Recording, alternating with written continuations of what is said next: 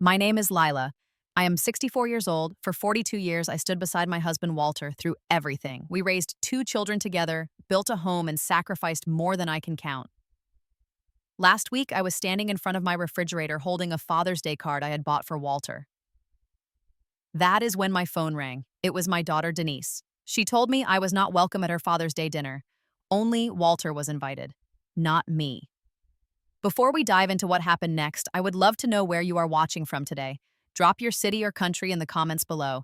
And if stories like this touch your heart, please take a moment to hit that like button and subscribe to this channel. Trust me, what I did with that mortgage check will stay with you long after this story ends. Now, let me take you back to where it all began. Walter and I met when I was 22 years old. I had just graduated from college and started my first year as an elementary school teacher at Jefferson Elementary in Phoenix, Arizona. It was September, and a summer monsoon had torn part of the roof off the gymnasium. The school hired a construction crew to fix it, and Walter was one of the young engineers on the team. I remember the first time I saw him. He was carrying a stack of blueprints, squinting up at the damaged roof, completely focused on his work. He had this quiet intensity about him that I found instantly attractive. I walked past him every day for 2 weeks before he finally said hello. When he did, his voice was so soft I almost missed it. We started talking during my lunch breaks. He would sit on the bench outside the gymnasium eating a sandwich from a brown paper bag, and I would join him with my coffee. He never said much, but when he did speak, every word mattered. That was Walter. A man of few words but deep meaning. We got married the following spring. Our wedding was small, just 30 guests in a little church on the outskirts of Phoenix. My mother cried the whole ceremony. Walter's mother made our wedding cake herself, a 3-tier vanilla cake with buttercream frosting. It was not fancy, but it was perfect. The early years of our marriage were not easy. Walter worked long hours at the construction company, often coming home after dark with dust in his hair and calluses on his hands. I taught during the day and tutored students in the evenings to make extra money. Every dollar we earned went towards saving for a house. We finally bought our home in 1989. It was a modest ranch-style house in a quiet neighborhood. 3 bedrooms, 1 bathroom, and a backyard with a single mesquite tree. The day we moved in, Walter carried me over the threshold, even though I told him he did not have to. That night, we sat on the floor of our empty living room eating pizza from a cardboard box, dreaming about the family we would build. Our daughter Denise was born 2 years later. She came into the world screaming, and honestly, she never really stopped. From the very beginning, Denise was demanding. She cried louder than any baby in the nursery, and she needed constant attention. But she was also beautiful. She had Walter's dark hair and my green eyes, and when she smiled, the whole room lit up. I adored her. I think that was part of the problem. From the moment Denise was born, I made her the center of my universe. When she wanted the expensive baby shoes, I bought them. When she wanted the name brand stroller, I worked extra tutoring sessions to afford it. Walter sometimes questioned whether we were spoiling her, but I always brushed off his concerns. She was our first child, our little princess. Did she not deserve the best? Kevin came along 3 years later. He was the opposite of his sister in every way. Where Denise was loud, Kevin was quiet. Where Denise demanded attention. Kevin was content to play alone with his toys for hours. He was independent from the start, and while I loved him fiercely, I sometimes wonder if I gave him as much attention as I gave Denise. As the children grew, the differences between them became more pronounced. Denise expected things to be handed to her. Kevin worked for everything he wanted. When Denise was 16, she told me she wanted to go to design school in California. The tuition was astronomical, more than Walter and I could comfortably afford. But Denise cried and begged and said it was her dream. So I made a decision that still haunts me. I sold my mother's engagement ring. My mother had passed away 5 years earlier, and that ring was the most precious thing I had left of her. It was a simple diamond solitaire, nothing extravagant, but it held decades of memories. I took it to a jeweler downtown and walked out with enough money to cover Denise's first 2 years of tuition. When Walter found out, he was devastated. He sat at the kitchen table with his head in his hands, and for the first time in our marriage, I saw tears roll down his cheeks. "Lila," he said, "you should not have done that. Your mother gave you that ring." "Our daughter's future is worth more than any diamond," I told him. I believed that with all my heart. I still believed it when I worked double shifts during summers to pay for Denise's remaining tuition. I believed it when I wore the same winter coat for 8 years, so I could send extra money for her textbooks.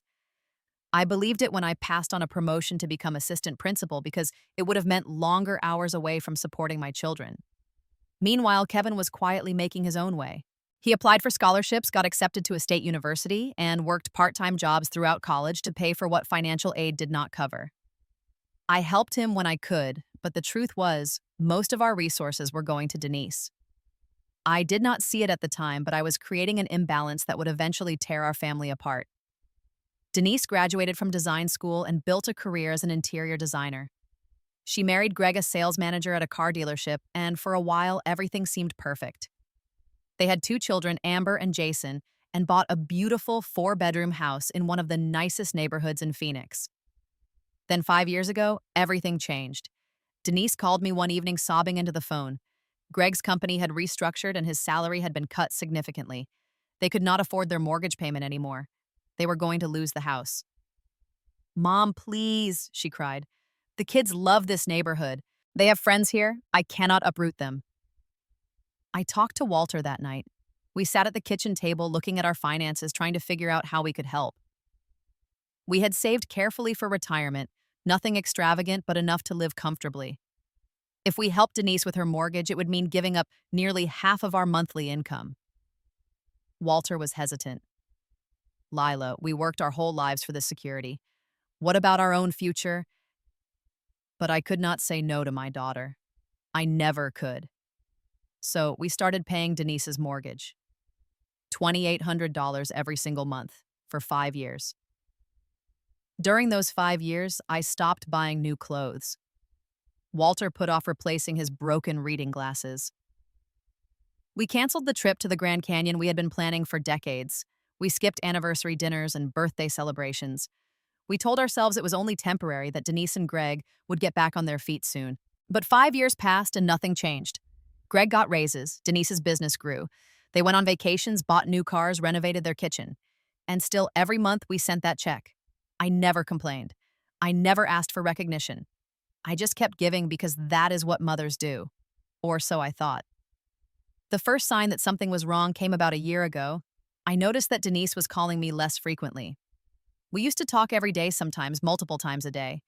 She would tell me about her projects, ask for my advice, share stories about the grandchildren. But gradually the calls became shorter and less frequent. At first I told myself she was just busy. Running a design business and raising 2 kids takes a lot of energy. I understood that. But then the calls stopped being about conversation and started being about requests. "Mom, can you send an extra $500 this month? Amber needs cheerleading uniforms." "Mom, Jason's school is having a fundraiser. Can you contribute?" "Mom, the dishwasher broke. Can you help cover the repair?" I always said yes. I never said no to Denise. But I started noticing that she never asked how I was doing. She never asked about my health, my days, my life. The conversations were entirely one-sided. One afternoon, Denise called to ask for money for Amber's summer camp. I told her I would transfer it that evening, and then I mentioned that I had been feeling under the weather lately. I had caught a bad cold that had lingered for over a week. "Oh, that's too bad," Denise said quickly. "Feel better. Talk later." And she hung up. That was it. No questions about my symptoms, no offer to bring soup or medicine, no suggestion that she might stop by to check on me. Just feel better and goodbye. I sat holding the phone for a long time after that call, feeling something I could not quite name. It was not anger, not exactly. It was more like a slow, creeping sadness. 2 months ago, I turned 64. Walter made reservations at my favorite Italian restaurant, a little family-owned place we had been going to for years. He invited Denise, Greg, and the grandchildren to join us. Denise arrived 45 minutes late. She swept into the restaurant in a designer dress, apologizing about traffic, though I noticed her makeup was freshly applied and her hair was perfectly styled. She had clearly not rushed. She did not bring a gift. "Sorry, Mom, son," she said as she sat down. "I meant to pick something up, but things have been crazy." I smiled and told her it was fine, that her presence was gift enough. But inside, something twisted. The dinner itself was uncomfortable. Denise spent most of it looking at her phone, scrolling through emails and text messages. Greg talked to Walter about cars, barely acknowledging me. Amber and Jason sat at the end of the table with their tablets, not once looking up to wish me happy birthday.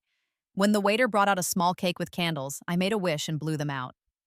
As I was opening Walter's gift, a beautiful sterling silver bracelet he had saved for months to buy, Denise glanced over and made a face. "That's cute, I guess," she said. "Sterling silver is a bit outdated, though. Rose gold is what everyone's wearing now." I felt like I had been slapped. Walter's face went red. I could see him struggling to hold his tongue. I put my hand on his arm under the table, silently telling him to let it go. But inside, I was crumbling. After that dinner, I called my best friend Patrice. We had taught together at Jefferson Elementary for over 20 years before we both retired. Patrice has always been the one person I can be completely honest with. Over coffee at her kitchen table, I told her everything. The phone calls that were only about money. The birthday dinner where I felt invisible. The growing sense that my daughter saw me as nothing more than a source of income. Patrice listened without interrupting. When I finished, she set down her coffee cup and looked me straight in the eyes. "Lila, honey, you have created a monster," she said. "Denise does not appreciate you because she has never had to. You have given and given and given, and she has learned to just take." I started to defend Denise, to explain that she was stressed, that raising children was hard, that running a business took a toll. Patrice held up her hand. "When was the last time Denise did something for you? Not because she needed something, but just because she loves you."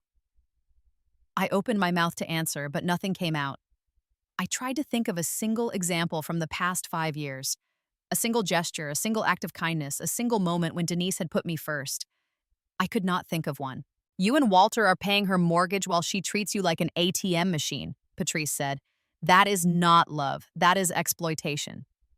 I went home that night with a heavy heart. I wanted to believe Patrice was wrong. I wanted to believe that Denise loved me, that she was just going through a difficult phase, that things would get better. A few days later, Walter surprised me by bringing up the subject himself. In all our years of marriage, Walter had rarely criticized our children. He believed in letting me handle the family dynamics while he stayed in the background, supportive but quiet. That evening, though, something had changed. "Lila," he said as we sat on the back patio watching the sunset, "I have been quiet for too long. I need to tell you something." I turned to look at him, surprised by the seriousness in his voice. "Denise does not respect us anymore, so," he continued. "I did not want to say anything because I know how much you love her, but it has gone too far." He told me about something that had happened the previous week when he went to visit Denise and the grandchildren. When he arrived at the door, Denise asked him to take off his shoes and leave them outside. "She said the floors had just been cleaned," Walter said. "So I took off my shoes and walked in, but Greg was sitting on the couch with his shoes on, his work boots, Lila, covered in dirt from the dealership lot." Walter's voice cracked slightly. I felt like a stranger in my own daughter's house. Like I was some vagrant who might dirty her precious floors. I reached over and took his hand. Neither of us said anything for a long time.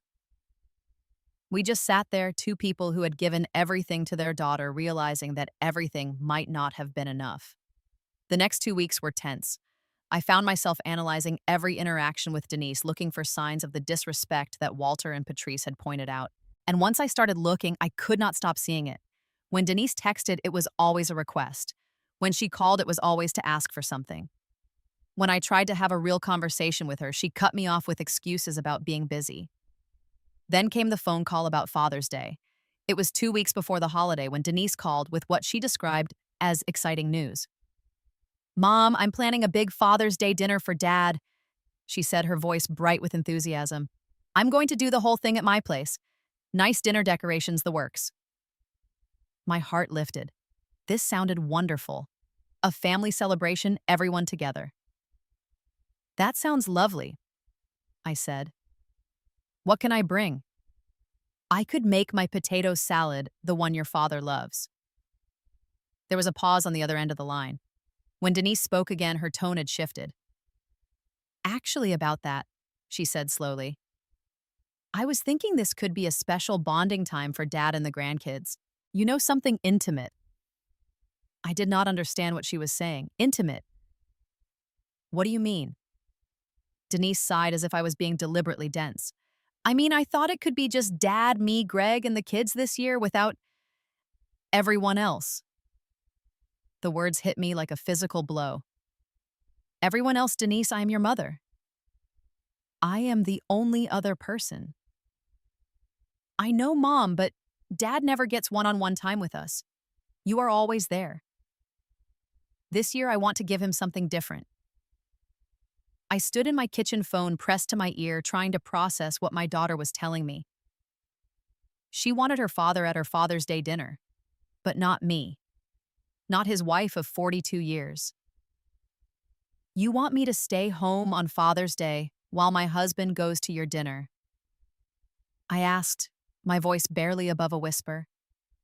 Denise's tone became defensive. Do not make this about you, Mom. It is Dad's day, not yours. Denise, your father and I have been married for 42 years. We celebrate everything together. That is what marriage means. Okay, fine, Denise snapped. If you want the truth, here it is. Greg's parents are going to be there too, and we have limited seating. Someone had to be cut from the list. My blood ran cold. Greg's parents are invited, but I am not. His mom helped us with the kids last month when we were both working late, Denise said, as if that explained everything. She has earned her spot at the table. Earned her spot. Like a seat at my daughter's dinner table was some kind of prize to be won. And I have not, I heard myself say. Denise, I have been paying your mortgage for 5 years. I sold my mother's ring to pay for your education. I have given you everything. For a moment, there was silence. When Denise spoke again, her voice was cold. That is different. That is just money. Just money. 5 years of sacrificing our retirement, giving up vacations and new clothes and anniversary dinners, watching Walter wear the same broken glasses because we could not afford to replace them. All of it dismissed in 3 words. Just money. I do not remember hanging up the phone. I just remember standing in the kitchen trembling, feeling like the ground had opened up beneath my feet. That night, I could not sleep. I lay beside Walter, listening to his steady breathing, my mind racing through everything that had happened. Every dismissive comment Denise had made, every time she had taken without thanking, every moment I had felt invisible in her presence. Around 2 in the morning, I got out of bed and walked to the living room. I pulled out the box where I kept our financial documents, our bank statements, our records of every transfer we had made to Denise over the years. I spread the papers across the kitchen table and started adding up the numbers. $2,800 a month for 60 months. Plus the extra requests, the 500 here, the 300 there, the emergency expenses that were never really emergencies. The total was staggering. Nearly $170,000. $170,000 we could have used for our own retirement, for medical care, for the trips we had always dreamed of taking, for a comfortable old age without financial worry. All of it gone.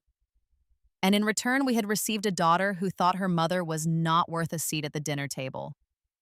I found the check I had already written for June's mortgage payment. $2,800 made out to Denise, ready to be mailed like every other month. I held it in my hands for a long time, looking at my own handwriting, thinking about everything that piece of paper represented. Then I heard my phone buzz. It was a text from my son, Kevin, in Seattle. Mom just talked to Denise, heard about Father's Day. I am so sorry. Call me when you can. I called him right then, even though it was the middle of the night. Kevin answered on the first ring. Mom, are you okay? I started crying. I told him everything about the dinner, about Denise's words, about the check in my hands. Kevin listened, and then he said something that changed everything. Mom, you need to stop enabling her. I know you love Denise, but she has turned into someone neither of us recognizes. Do you know what I went through in college while you were paying for her fancy design school? I did not know. I had never asked. I worked 3 jobs, Kevin said. I delivered pizzas until 2 in the morning, then got up at 6 to work at the campus coffee shop before my classes. I ate ramen noodles for months because I could not afford real food. And I never complained because I knew you were doing everything you could. But now I realize everything you could was going to Denise. His words cut through me like a knife. My sweet, quiet son struggling through college while I poured money into his sister's dreams. I do not blame you, Mom, Kevin said gently. You did what you thought was right, but it is time to stop. Denise needs to learn that actions have consequences. I looked at the check in my hand. You are right, I whispered. It is time. The next morning, I woke up with a strange sense of clarity. Something had shifted inside me during those dark hours, something fundamental. I was done being taken for granted. At 5 in the morning, while Walter was still asleep, I made myself a cup of coffee and sat at the kitchen table. The check was still there waiting. I picked it up, looked at it one more time, and then I tore it in half. The sound of the paper ripping was oddly satisfying. I picked up my phone and called my sister Doris in Tucson. She answered on the third ring, her voice groggy with sleep. Lila. What is wrong? It is 5 in the morning. I know, I'm sorry. I need to talk to someone. I told Doris everything. When I finished, she let out a long breath. I have been waiting for this day, she said. Honestly, Lila, I did not want to say anything because I know how much you love that girl. But Denise has been spoiled rotten for years. You remember when I came to visit last Thanksgiving? I remembered. Doris had driven all the way from Tucson to spend the holiday with us. When I got to Denise's house, she would not let me in, Doris said. She said I should have called first, that they had plans and were not expecting company. I am her Aunt Lila. I drove 3 hours to see the family and she turned me away at the door. I had not known about that. Doris had never told me. I did not want to upset you, Doris explained. But now that you are finally seeing the truth, I think you need to hear it all. Denise has become someone who only thinks about herself, and you and Walter have been enabling her every step of the way. Not anymore, I said quietly. Good, you did the right thing. After I hung up with Doris, I called Linda, the friend who works at our bank. I asked her to connect me with someone who could help me with my account. At 8 o'clock, I spoke with Mr. Henderson, a customer service representative. I explained that I wanted to cancel the automatic payment that had been going to my daughter's account for 5 years. Are you sure, Miss Lila? He asked. This is a significant recurring transfer. I am sure, I said. Cancel it immediately. There was a moment of silence, then the sound of keyboard clicks. The recurring transfer has been canceled, Mr. Henderson said. Is there anything else I can help you with today? No, I said.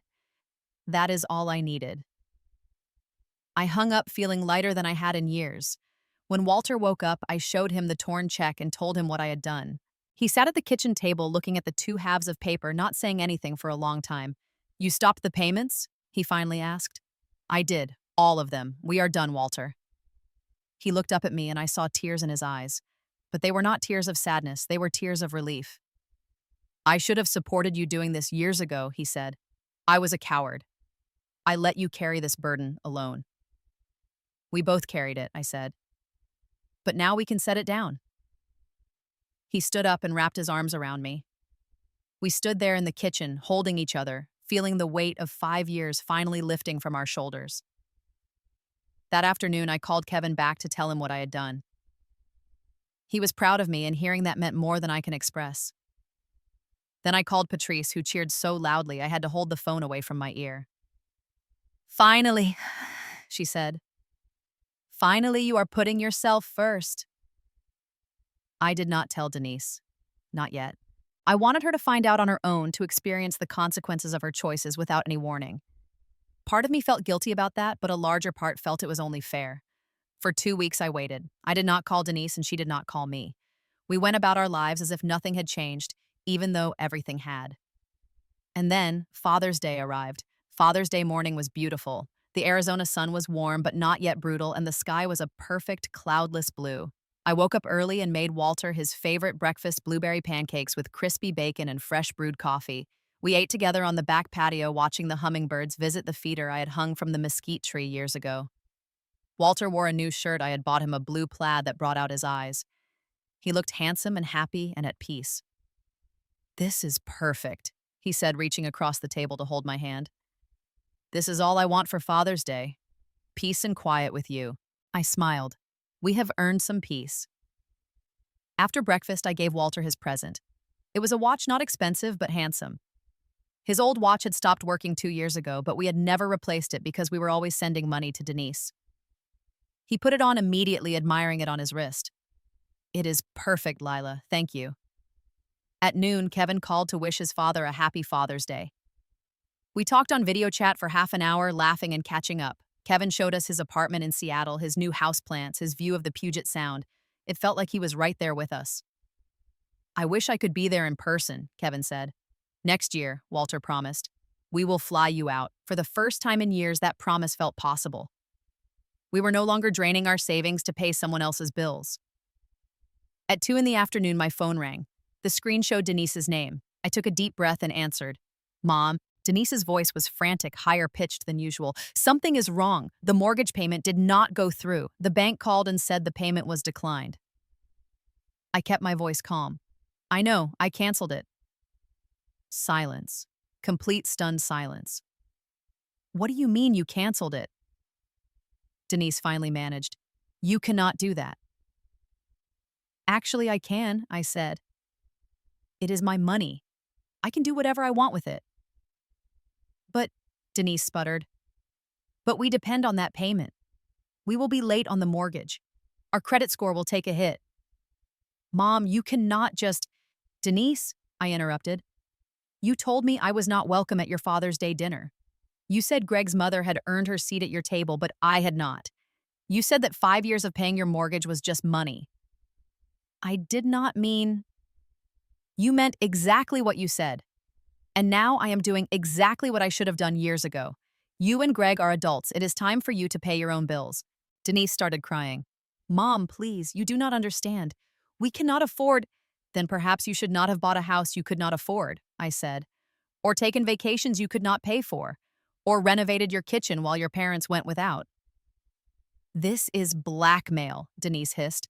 You are punishing me because you are angry about the dinner. No, Denise, this is not punishment. This is consequences. There is a difference. I heard her sobbing on the other end of the line. A year ago, 6 months ago, even a month ago, those tears would have broken me. I would have apologized, promised to send the money, done anything to make her stop crying. But not anymore. I had finally learned that some tears are not about sadness. They are about manipulation. We will talk more later, I said. Enjoy your dinner. And I hung up. 30 minutes later, my phone rang again. This time it was Greg. Mom. He started using the title he only used when he wanted something. I think there has been a misunderstanding. Denise did not mean to exclude you from the dinner. She was just trying to give Walter a special day. Do not call me Mom, I said. You were fine with excluding me. You were fine with inviting your parents while my daughter told me I was not wanted. That is not fair. Fair. I let out a laugh that held no humor. What is not fair is 5 years of paying your mortgage while you bought new cars and went to Cabo for vacation. What is not fair is watching my husband wear broken glasses because we could not afford to replace them while your wife complained about our gifts being outdated. Greg fell silent. Let me ask you something, I continued. Are your parents there right now? At the dinner, my husband and I were not invited to… More silence. That was all the answer I needed. Enjoy your dinner, I said, and enjoy paying your own mortgage from now on. I hung up and turned off my phone. Walter and I spent the rest of the afternoon in peaceful silence. We read books on the patio. We took a walk around the neighborhood. We made dinner together, nothing fancy, just grilled chicken and a salad from vegetables in our garden. At 6 o'clock, a car pulled into our driveway. I knew who it was before I even looked out the window. Denise came storming up the front walk, her face red and tear-stained mascara running down her cheeks. She did not knock. She just threw open the door and marched into the living room where Walter and I were sitting. How could you do this to me? She screamed. You have ruined everything. I stood up slowly. Lower your voice, Denise. You are not a child throwing a tantrum. You are a grown woman. Act like one.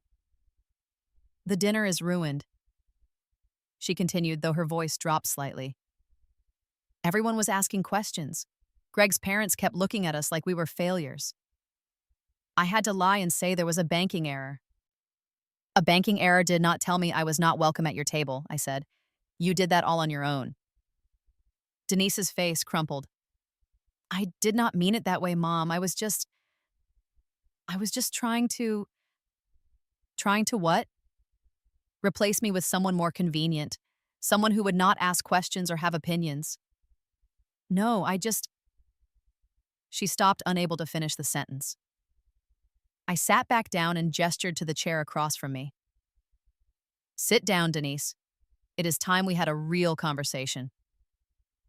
She sat, though her body remained tense, coiled like a spring. For 5 years, your father and I have given up nearly half our retirement income to pay your mortgage. I began.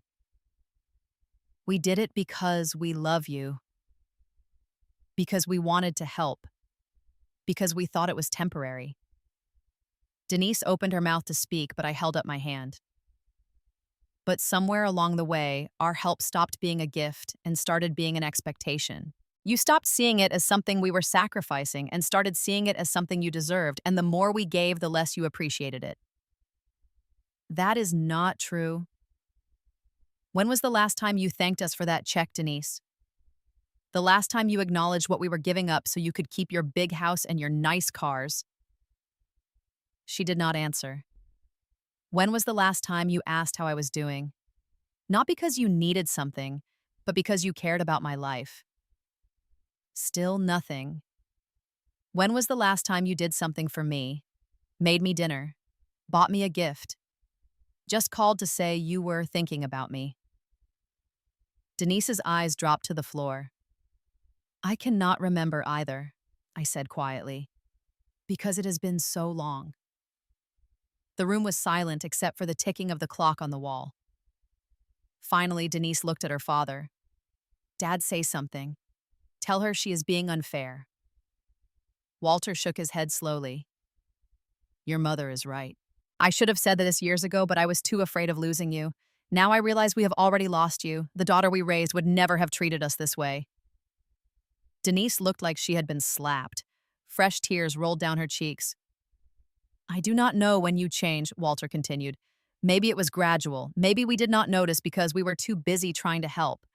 But somewhere along the line, you became someone who takes and never gives back. And that stops now. Denise stood up abruptly. Fine, if that is how you feel, then I will figure it out on my own. I do not need your money anyway. She headed for the door, then stopped and turned back. You will regret this, she said. Both of you. I looked at my daughter, this woman I had sacrificed so much for, and I felt something I had not expected. Not anger, not sadness, just a profound tiredness. Maybe we will, I said. But right now, the only thing I regret is not doing this sooner. Denise walked out and slammed the door behind her.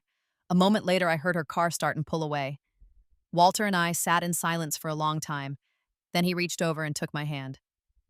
You did the right thing, he said. I know, I replied. I just wish it did not hurt so much. The weeks after Father's Day were some of the hardest of my life. Denise did not call. She did not text. She did not respond to the one message I sent asking if we could talk. The silence was deafening, but I did not give in. I did not call to apologize or offer to restart the payments. For the first time in years, I held my ground. Word reached me through various channels about what was happening in Denise's life. She and Greg had to take on extra work to cover the mortgage. Denise started accepting freelance design projects she would have turned down before. Greg picked up extra weekend shifts at the dealership. I felt no satisfaction in their struggle. I just felt sad that it had come to this. About a month after Father's Day, I received a call from Amber, my granddaughter. She was crying. Grandma, what happened? She asked. Mom and Dad are fighting all the time. Everything is different now. My heart ached for her. Whatever problems existed between Denise and me, Amber and Jason were innocent. Sometimes adults have disagreements, I told her gently. But that does not change how much I love you and your brother. I miss coming to your house, Amber said, and Mom says we cannot visit anymore. I closed my eyes, fighting back tears. We will figure something out, sweetheart. I promise. After that call, I reached out to Denise to ask if I could at least see the grandchildren. To my surprise, she agreed.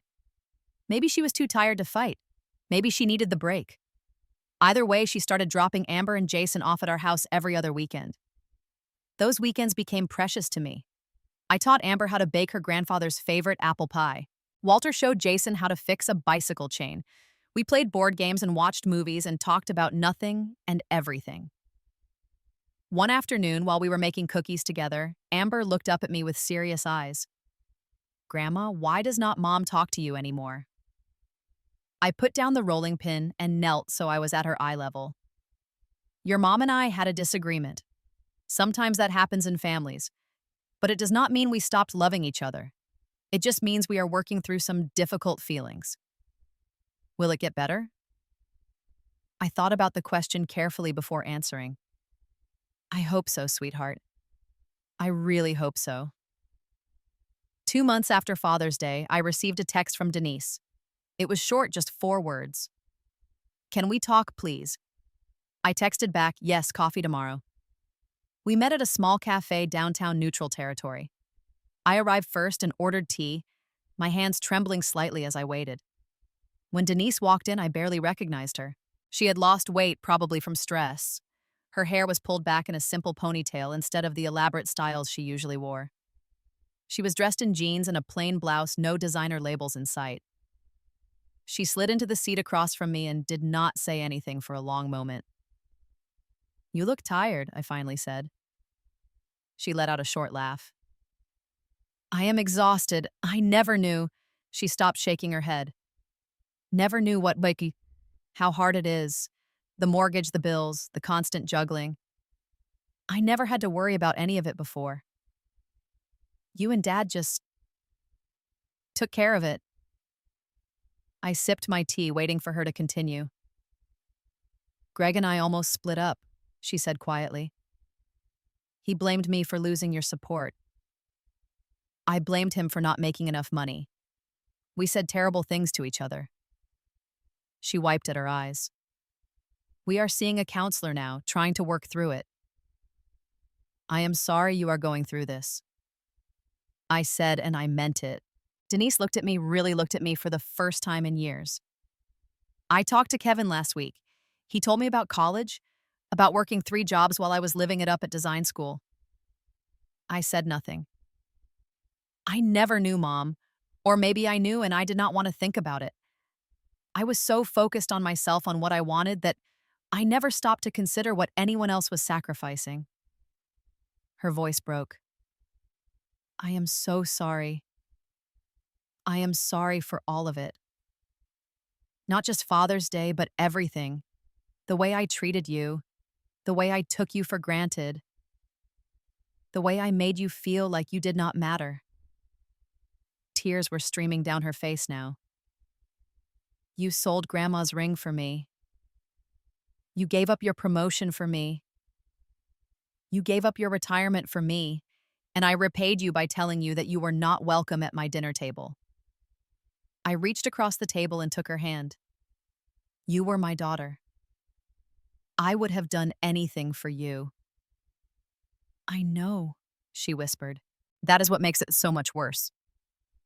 We sat there for a long time, holding hands across the table, both of us crying.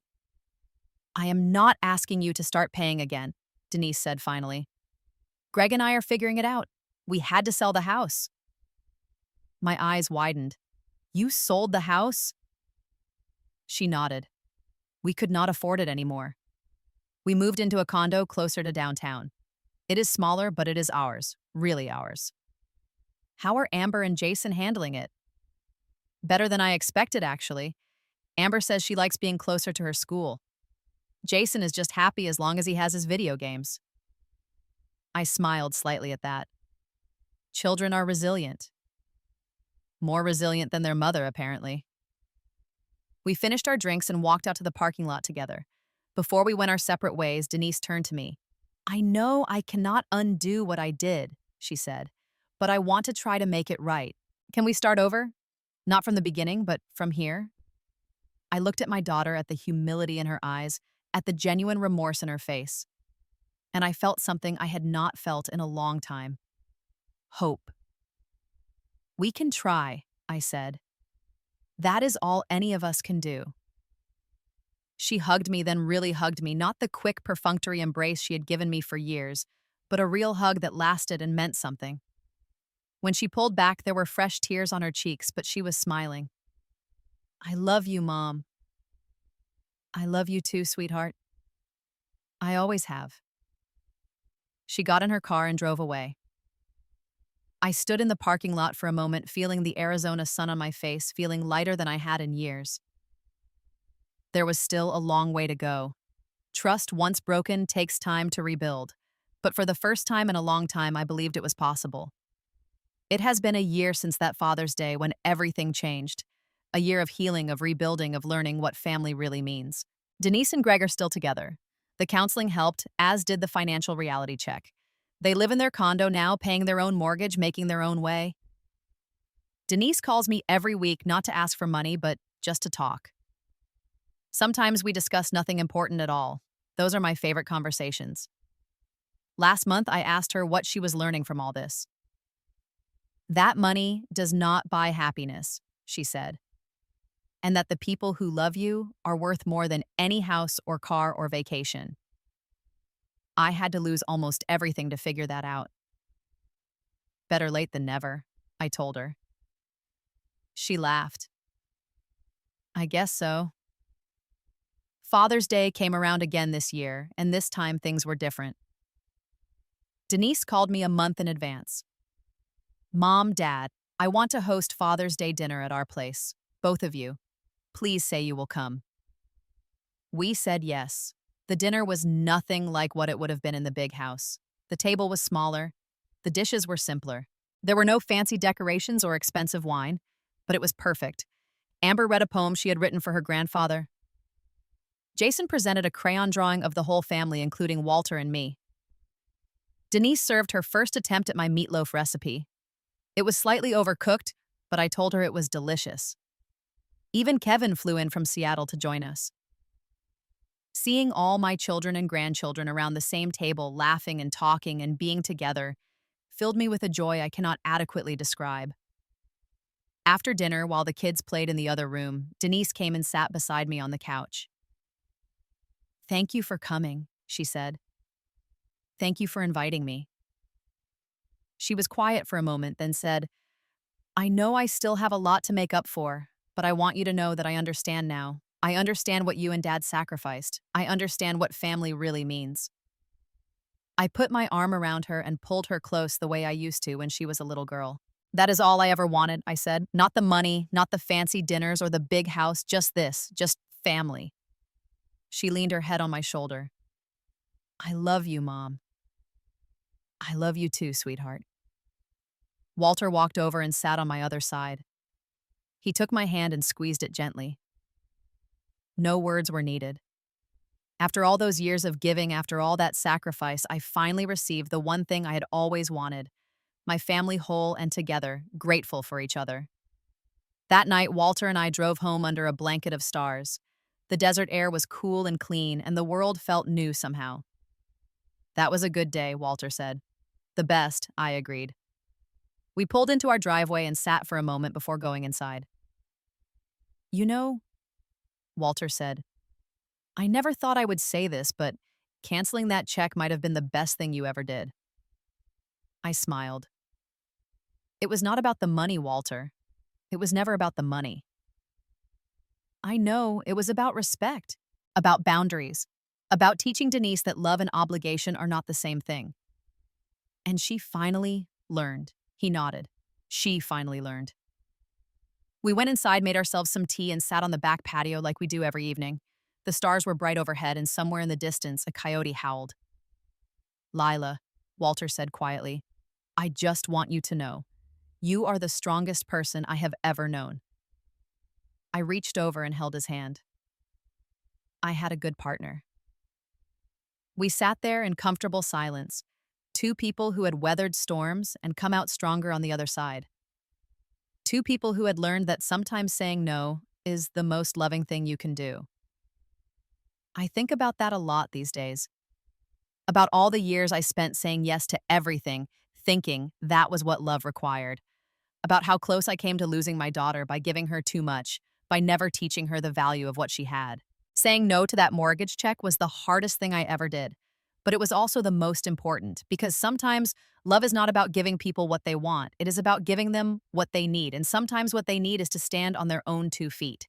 If you are watching this and you find yourself in a similar situation, paying for someone's life while they treat you like you do not exist, I want you to know something.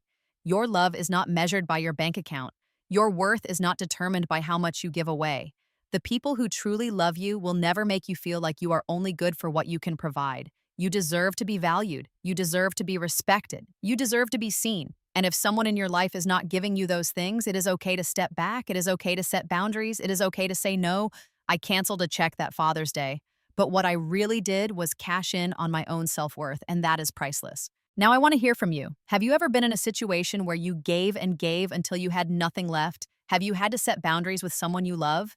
What did you learn from that experience? Drop your story in the comments below. I read every single one of them, and I believe we can learn from each other. If this story touched your heart, please hit that like button and share it with someone who might need to hear it. And if you are not already subscribed to this channel, please take a moment to subscribe and turn on notifications so you never miss a story. Thank you so much for being here today. Thank you for letting me share my journey with you. I hope it brought you some comfort, some hope, maybe even some courage. Remember, you are worth more than what you give. You are worth being loved for who you are. Take care of yourselves, be kind to each other, and always, always know your own value. Until next time.